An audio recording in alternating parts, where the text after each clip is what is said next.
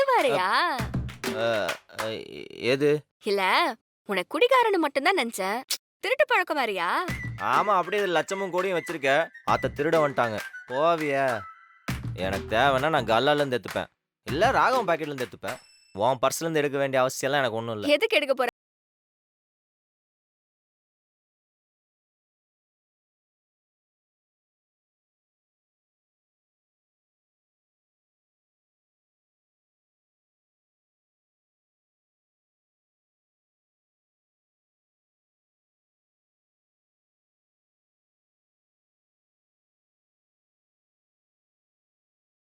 எப்படியோ.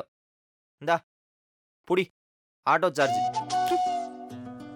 ஆமா, எதிர்பார்த்த மாதிரியே பட்டுன்னு வாங்கிட்ட. பின்ன உன்ன மாதிரி குடிகாரனுங்களா வீட்ல போய் விடுற சர்வீஸா பண்ணினுக்கிற? ஐடியா நல்லா இருக்கு. இம்ப்ளிமெண்ட் பண்ணு, சூப்பரா ஒர்க் அவுட் ஆகும். ஒரு நிமிஷம். பாக்கி அதெல்லாம் வேணாம், நீயே வச்சுக்கோ. டிப்ஸா வச்சுக்கோ. டிப்ஸா? என்ன சார் நக்கலா? ம்? வெறும் 500 ரூபாய் தான் குத்திருக்கீங்க. மீதி யார் தருவா? ஏய், நம்ம ஏரியாக்குள்ள சவாரிக்கு அவ்வளவு தானே கொடுப்பாங்க. சார், நைட் சவாரி டபுள் சார்ஜ். அதுவும் இல்லாம லோடு வேற ஏத்திருக்க. லோடா? ரோட்ல கடந்த உன்ன தூக்கின்னு வந்து போட்டல, அப்போ அது லோடு தானே? ம். சரி மேடம், எவ்வளவு எதிர்பார்க்கறீங்க? 1000 ரூபாய். 1000 ரூபாயா? எனக்கு தேவைதான். இந்தா. பகல் கொள்ளையா இருக்குது. பகல் கொள்ளை இல்ல, ராத்திரி கொள்ளை. உன்ன மாதிரி குடிகாரனுங்களுக்குலாம் இனிமே டபுள் சார்ஜ் தான். ம். எல்லாம் என் தலை எழுத்து. ஓ.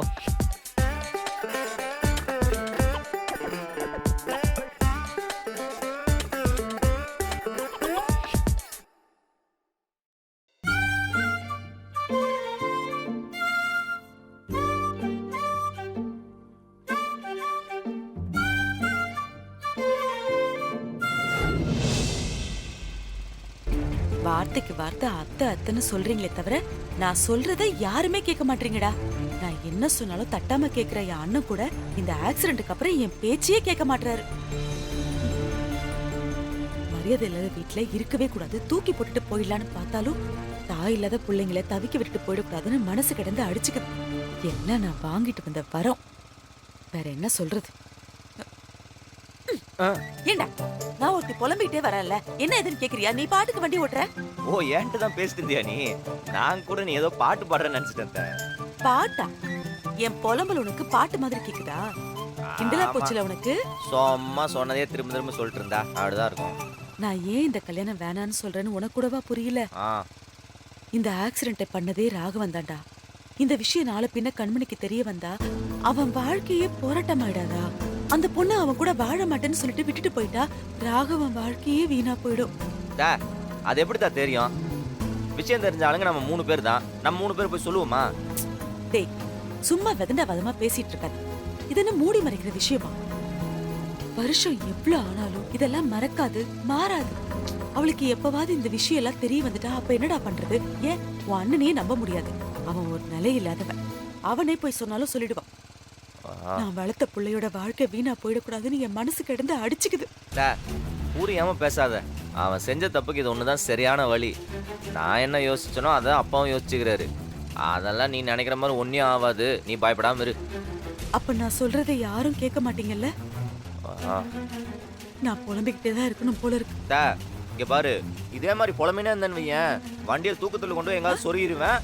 அப்புறம் பாத்துக்க. டேய், உங்களுக்குலாம் ஆக்கி போடுற கொழுப்புடா. பேசுவல்ல? சரி, எங்க போகணும்னு சொல்லு. அந்த லெஃப்ட்ல போ. பேசாம கொடைக்கே போயிருக்கலாம். இங்க எதுக்கு கூப்பிட்டு வந்த? துணி கடைக்கு எதுக்கு வருவாங்க? துணி இருக்குதா? வா வாடா.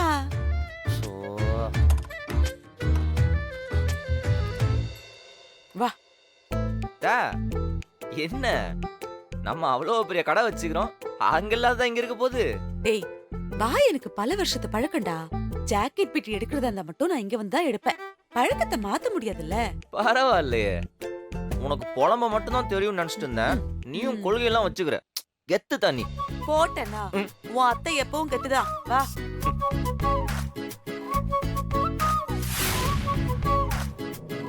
பாய், நல்லா இருக்கீங்களா? வாங்கம்மா.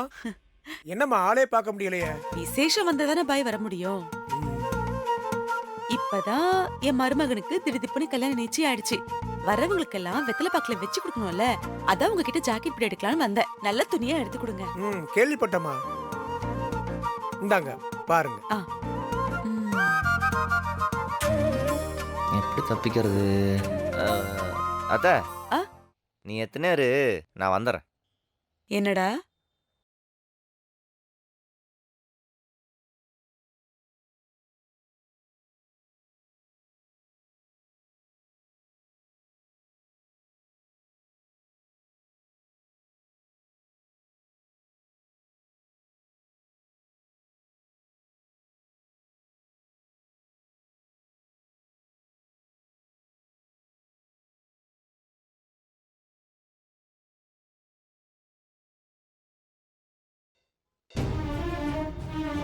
ஏமா, ஆ? அந்த ஆட்டோக்காரன் தங்கச்சி கண்மணியை தான் உங்க மருமகனுக்கு கட்ட போறீங்களா? அந்த கொடுமையை ஏன் பாய் கேக்குறீங்க? நானும் இந்த கல்யாணத்தை நிறுத்திடணும்னு எவ்வளவோ முயற்சி பண்ணி பார்த்தேன். ஒண்ணும் நடக்க மாட்டேங்குது. வேற பொண்ணே கிடைக்கலையா? ஏன் பாய் இப்படி கேக்குறீங்க? அந்த பொண்ணு அந்த பையன் கூட சேர்ந்து ஒன்னா ஊரெல்லாம் சுத்தி இருக்கு. அது இந்த ஏரியாவுக்கே தெரியும். 2 பேரும் ஒண்ணு பண்ணா அவ்வளவு அன்வன்யமா தெரிஞ்சாங்க.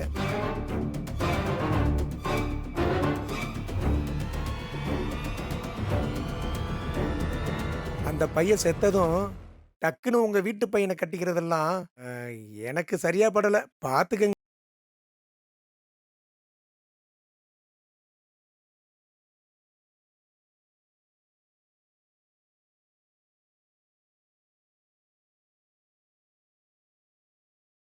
நேரம் பாய், என்ன பாய் இப்படி எல்லாம் சொல்றீங்க?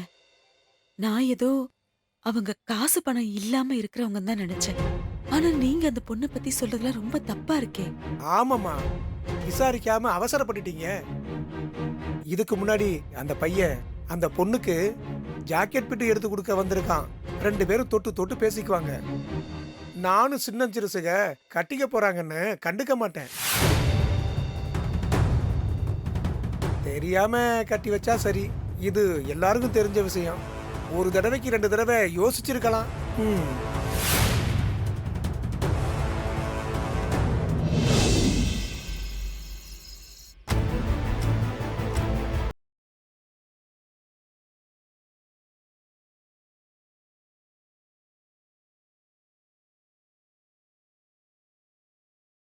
எல்லாரும் சொல்றாங்கண்ணா.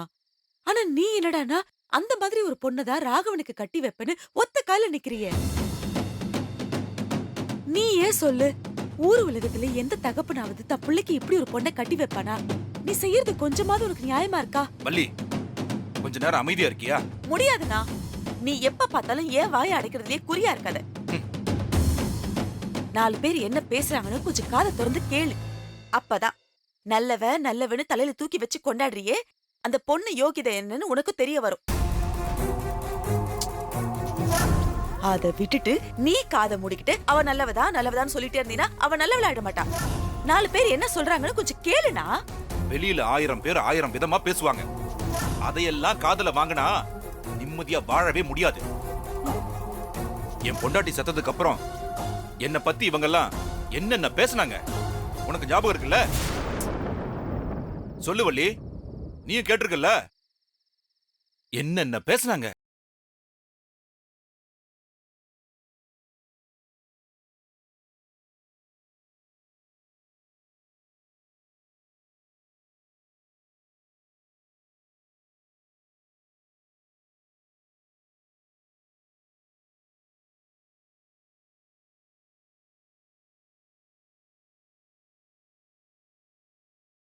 நரம்பு இல்லாத நாக்கு அப்படி இப்படின்னு ஆளுக்கு தகுந்த மாதிரி நேரத்துக்கு தகுந்த மாதிரி ஏதாவது ஒண்ணு பேசிக்கிட்டே தான் இருக்கும். திரும்ப போய் கேட்டா அவங்க சொன்னாங்க இவங்க சொன்னாங்கன்னு மாறி மாறி போய்கிட்டே இருப்பாங்க. அதையெல்லாம் பெருசா எடுத்துக்க கூடாது வள்ளி. கண்மணியும் அந்த பையனும் ஒருத்தருக்கு ஒருத்தர் விரும்பினது உண்மைதான். 2 பேருக்கும் நிச்சயம் நடந்தது உண்மை. அதை நாம மறுக்கவே இல்லையே. அதுக்காக லவ் பண்ண அந்த பொண்ணு தப்பான பொண்ணு ஆயிடுமா? அது கண்ணியமான பொண்ணு வள்ளி. உனக்கு அந்த குடும்பத்தை ஆரம்பத்துல இருந்தே பிடிக்கல. அதான் திரும்ப திரும்ப எதையாவது ஒண்ணு சொல்லி குழப்பிக்கிட்டே இருக்க. ஐயோ, என்னடா நீ? நான் ஏதோ சொல்லிட்டேங்கிறதுக்காக அதையே பிடிச்சிட்டு பேசுற? இங்க பாரு, எனக்கு என்ன அந்த குடும்பத்து மேல பகை இருக்கு? அவ நல்லபடியா சந்தோஷமா இந்த வீட்டுக்கு வந்து வாழட்டும். நான் ஒண்ணும் வேணான்னு சொல்லல. ஆனா இப்படி ஒரு அவ பேரோட இருக்கிற பொண்ண ராகவனுக்கு கட்டி வைக்கிறதுக்கு நான் ஒத்துக்க மாட்டேன். இங்க பாருண்ணா, நீ தானே சொல்லுவ, வார்த்தைக்கு வார்த்தை சொல்லுவல, நீ என் பிள்ளைங்களுக்கு அம்மா மாதிரி அம்மா மாதிரின்னு. எந்த அம்மா இந்த மாதிரி ஒரு பொண்ண தான் பையனுக்கு கட்டி வைக்கிறதுக்கு ஒத்துப்பா? ஒத்துக்க மாட்டால. நானும் அப்படிதான். அவ இந்த வீட்டுக்கு வரக்கூடாது, நான் ஒத்துக்கவும் மாட்டேன். இங்க பாருண்ணா, நடந்தது நடந்து போச்சு, ஏதோ தெரியாம நடந்து போச்சு. இனி இந்த கல்யாணம் வேணான்னு போய் அவங்க வீட்டுல சொல்லிட்டு வந்துரு, அவ்வளவுதான். வள்ளி, என்ன விளையாடுறியா? மண்டபம் பார்த்து பத்திரிக்கை அடிச்சு எல்லாருக்கும் கொடுத்தாச்சு. இன்னும் 2 நாள்ல கல்யாணம் நடக்க போகுது. இப்ப போய் நிறுத்த சொல்ற? அப்போ நான் சொல்றத நீ கேட்க மாட்டியா? ஆமா வள்ளி, இந்த விஷயத்துல நான் யார் பேச்சும் கேட்கறதா இல்ல. ஏற்கனவே அந்த குடும்பத்துல 1008 பிரச்சனை ஓடிக்கிட்டு இருக்கு. அந்த குடும்பத்துக்கு அவ்வளவு பெரிய துயரத்தை நாம கொடுத்திருக்கோம். இந்த கல்யாணம் மட்டும்தான் அதுல இருந்து அவங்கள மீட்டு கொண்டு வரும். அத போய் நீ தடுக்கணும்னு நினைக்காத. டேய், நீ என்னடா எல்லாத்தையும் கேட்டுட்டு பேசாம நிக்கிற? இங்க பாரு ராகவா, அந்த பொண்ணு காதலிச்சு அந்த பையன் கூட கண்ட இடத்துலயும் சுத்தி இருக்கா. அந்த மாதிரி ஒரு பொண்ணை நான் கட்டிக்க மாட்டேன்னு உங்க அப்பா கிட்ட வந்து சொல்லு.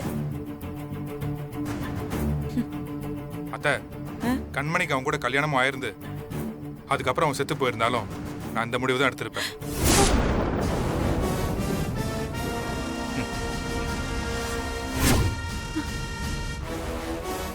வெளியில யார் என்ன சொன்னாலும் அதை பத்தி எனக்கு எந்த கவலையும் இல்லை. கண்மணி எப்படிப்பட்டவன்னு எனக்கு தெரியும், அது போதும். பாத்தியா வள்ளி, இதான் என் புள்ள. நான் எப்படி யோசிக்கிறேனோ அப்படியே யோசிக்கிறான் பாரு. டேய், நீ என் புள்ளன்னு நிரூபிச்சிட்டடா. ரொம்ப சந்தோஷமா இருக்குடா. ரொம்ப சந்தோஷப்பட்டு கதனா. அப்பனும் புள்ளையும் தப்பான பாதையில போறீங்க. இதுக்கெல்லாம் பின்னாடி ரொம்ப வருத்தப்படுவீங்க.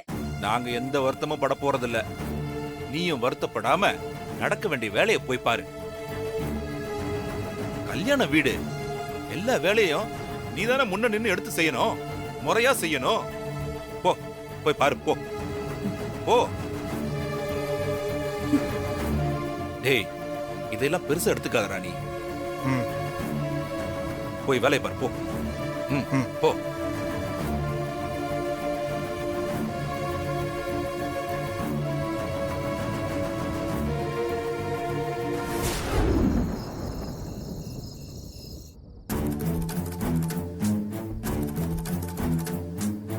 அத்தை, கண்மணி நீ நினைக்கிற மாதிரிலாம் இல்ல. யாரும் என்னமோ சொன்னாங்கன்னு கேட்டுட்டு நீ நான் கட்டிக்க போற பொண்ணை பத்தி தப்பா பேசலாமா?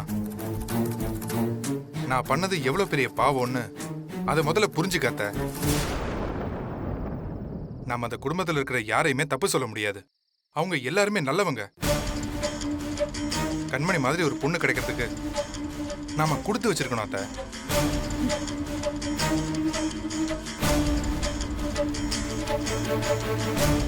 கண்மணி உனக்கு மகஸ்தானத்துல இந்த வீட்டுக்கு வரப்போறான். அவளை பத்தி இப்படிலாம் பேசாத அத்தை. டேய், இன்னொரு வாட்டி அவளை என் பொண்ணுக்கு நின்னு சொன்ன பல்ல பேத்துறவ பாத்துக்க. யாரு யாருக்கு பொண்ணா? பொண்ணு கல்யாணத்துக்கு அப்புறம் கண்மணி உன்னை மாத்துவா. அத்தை, டென்ஷனை குறைச்சிட்டு கொஞ்சம் பொறுமையா யோசிச்சு பாரு. அந்த குடும்பத்தை பொறுத்த வரைக்கும் மாறன் தான் ஆக்சிடென்ட் பண்ணான். அவன் மேல உங்களுக்கு எவ்வளவு கோவம் இருக்கும். ஆனா அந்த வீட்டு பொண்ணு வீரா நேத்து மாற ரோட்ல குடிச்சிட்டு கிடக்கிறத பார்த்துட்டு தூக்கிட்டு வந்து வீட்டுல விட்டுட்டு போச்சு. ஏன் விடணும்?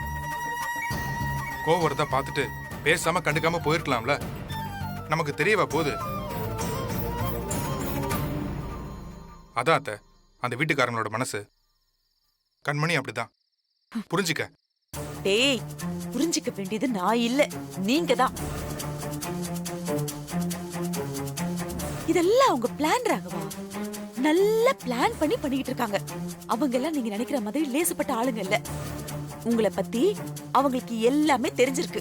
அதனால்தான் எங்க எப்படி நடிச்சா நீங்க விழுவீங்கன்னு நல்லா தெரிஞ்சு வச்சுக்கிட்டு அதுக்கேத்த மாதிரி நடிக்கிறாங்க.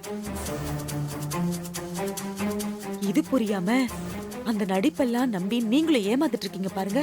அதை நினைச்சாதான் எனக்கு என்ன பண்றதுன்னு புரிய மாட்டேங்குதுடா, புரிய மாட்டேங்குது. இங்க பாரு ராகவா, நடக்கிறது எதுவும் நல்லதுக்கு இல்ல. அத மட்டும்தான் என்னால சொல்ல முடியும். ஐயோ. அத்தை, அத்தை,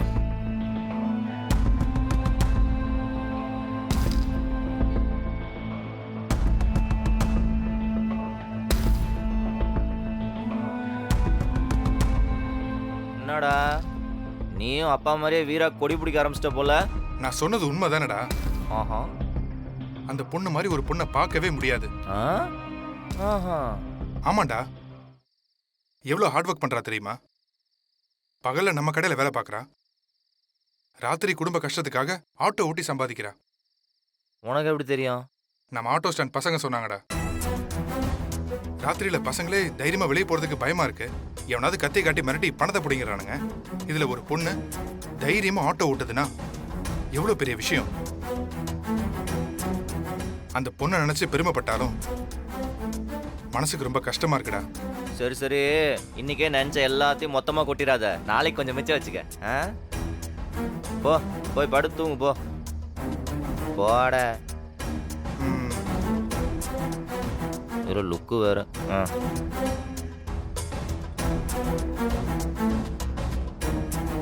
ஆட்டோ ஓட்டுறாளா?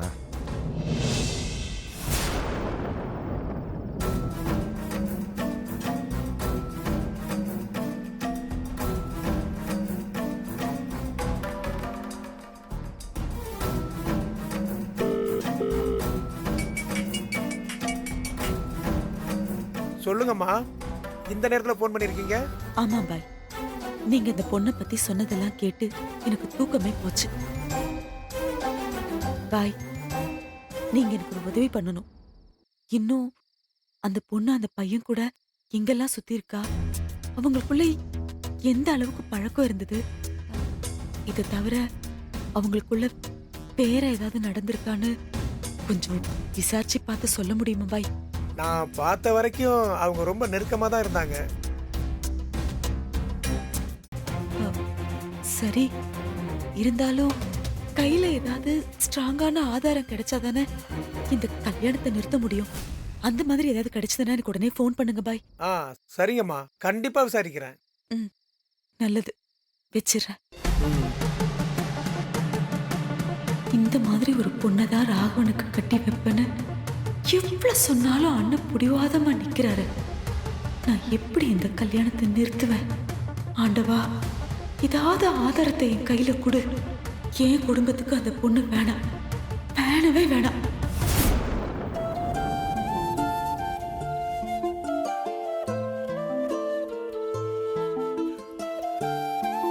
டேய், நீ சவாரி கொஞ்சம் டல் தான் இல்ல? ஆமாடா. இப்படியே போனா என்னடா சவுகார்பேட்டு போகணும். வீரா, நான்?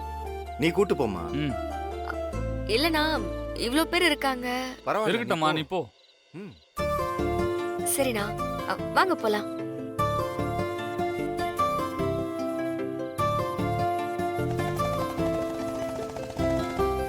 போயிட்டு வரேனா? ஆ, சரிம்மா.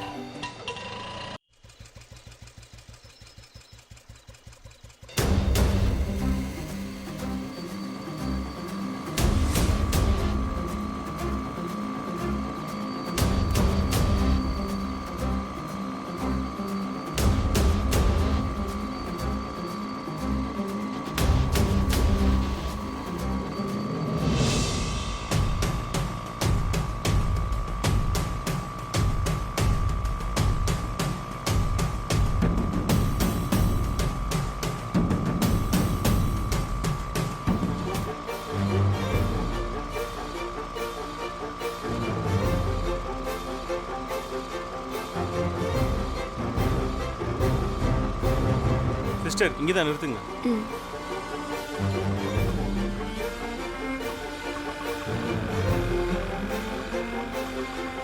ஒரு நிமிஷம் இருங்க. காசு கொடுங்கண்ணா. இந்தாங்க. ம் தேங்க்ஸ். இந்த பக்கம்ண்ணா. ஹலோ,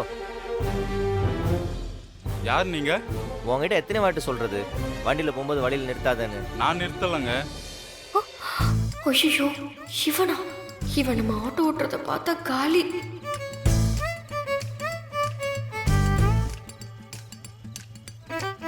யாரு நீங்க? சம்பந்தமே இல்லாம பேசிட்டு இருக்கீங்க. இவன் இந்த மாதிரிலாம் பண்ண நான் சும்மா இருக்க மாட்டேன், பார்த்துக்க. அதான் தெரியாதுன்னு சொல்லிட்டே போய.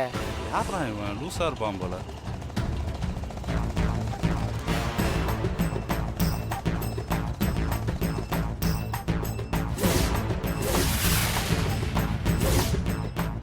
இதில் தானே கட்டெடுத்தா? இது டெட்டுண்டாச்சு. மாயமாக காணாமல் போயிட்டேன்.